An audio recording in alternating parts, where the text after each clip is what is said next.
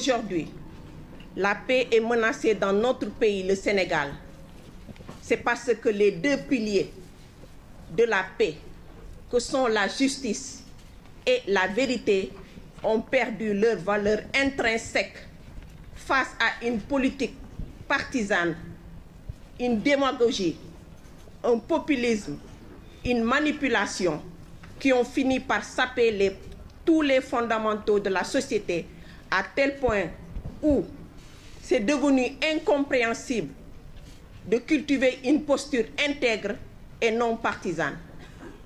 La pensée unique est érigée en règle d'or qui nous contraint à choisir son camp.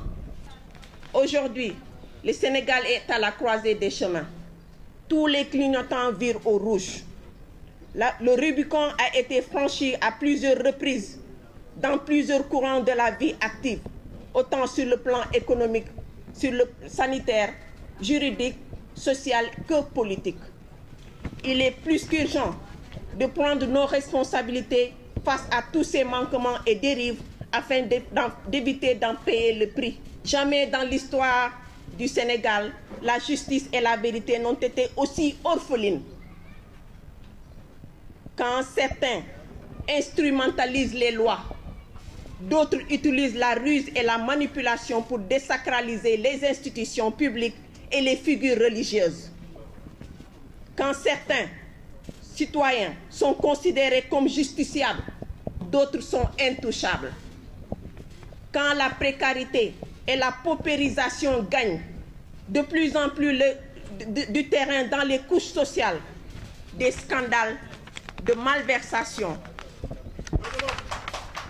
financière, de détournement gangrène la gestion des deniers publics et des biens publics, des biens communs. Ces faits sont le terreau qui alimente les troubles et qui sont l'ennemi des deux piliers de la paix, à savoir la justice et la vérité. Le mouvement citoyen Mesure est venu à un moment opportun où il est temps d'interpeller tous les Sénégalais et Sénégalaises à une mobilisation nationale pour un engagement citoyen, la souveraineté, l'unité et la refondation autour d'une réflexion à la fois stratégique, mobilisatrice et constructive pour asseoir une véritable dynamique républicaine. Face aux dérives et manquements qui menacent l'unité, la cohésion et le progrès social, l'initiative Mesure a vite compris qu'il faut agir maintenant afin de dissiper les nuages sombres porteurs de violences et de troubles sociaux qui planent depuis un certain temps le siècle sénégalais. Il ne s'agit pas de chercher à se renvoyer les responsabilités et les fautes, mais plutôt à installer un dialogue constructif permettant de repenser et renouveler nos projets de société afin que la justice et la vérité puissent être ancrées dans les consciences collectives.